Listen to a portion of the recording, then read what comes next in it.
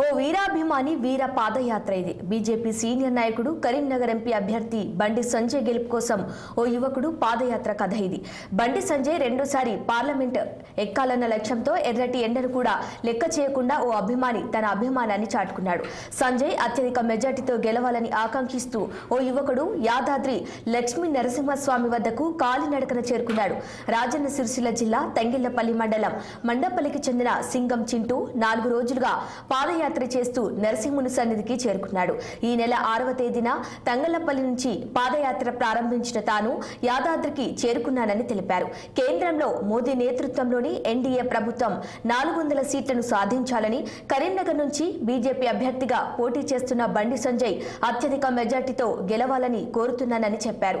నరసింహుని సన్నిధిలో బండి సంజయ్ కోసం ప్రత్యేక పూజలు కూడా చేశానన్నారు చింటూ.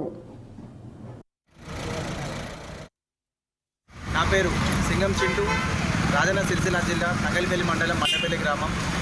కరీంనగర్ పార్లమెంటు సభ్యులు, భారతీయ జనతా పార్టీ జాతీయ ప్రధాన కార్యదర్శి శ్రీ బండి సంజయ్ కుమార్ అన్న గారు అత్యధిక మెజారిటీతో గెలవాలని, అలాగే కేంద్రంలో భారతీయ జనతా పార్టీ 400 పైగా సీట్లు సాధించాలని కోరుకుంటూ 6/5/2024 సోమవారం రోజున నేను రాజన్న సిరిసిల్ల జిల్లా తంగలిపల్లి మండల కేంద్రం నుండి పాదయాత్ర మొదలుపెట్టడం జరిగింది.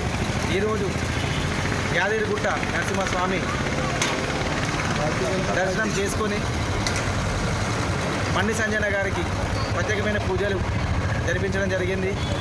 అలాగే మోడీ గారికి కూడా ప్రత్యేకమైన పూజలు నిర్వహించాను. ప్రజలు తెలుసుకోవాల్సింది ఒకటి ఏంటంటే, ఉచితాలకు అలవాటు పడకుండా దేశాన్ని కాపాడే ఏకైక నాయకుడు నరేంద్ర మోడీ గారు. ప్రపంచంలో భారతదేశాన్ని మొట్టమొదటి స్థానం తీసుకెళ్లగలిగిన ఏకైక దమ్మున్న వ్యక్తి నరేంద్ర మోడీ గారు. మీ అమూల్యమైన ఓటును కమలం పువ్వు పైన ఓటు వేసి కేంద్రంలో భారతీయ జనతా పార్టీ 400 పైగా సీట్లు సాధించాలని చెప్పి కోరుకుంటున్నాను. అలాగే నేను చేపట్టిన పాదయాత్రలో ప్రతి గ్రామాన బీజేపీ కార్యకర్తలు నాకు చాలా అంటే చాలా సహాయం చేయడం జరిగింది.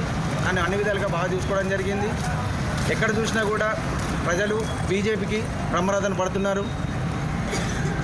బీజేపీ గెలుపు ఎప్పుడో ఖరారైంది, కానీ అత్యధిక మెజారిటీ కోసం భారత్ మాతాకి జై. సంజయ్ అన్న నాయకత్వం వర్ధిల్లాలి, నరేంద్ర మోడీ గారి నాయకత్వం వర్ధిల్లాలి.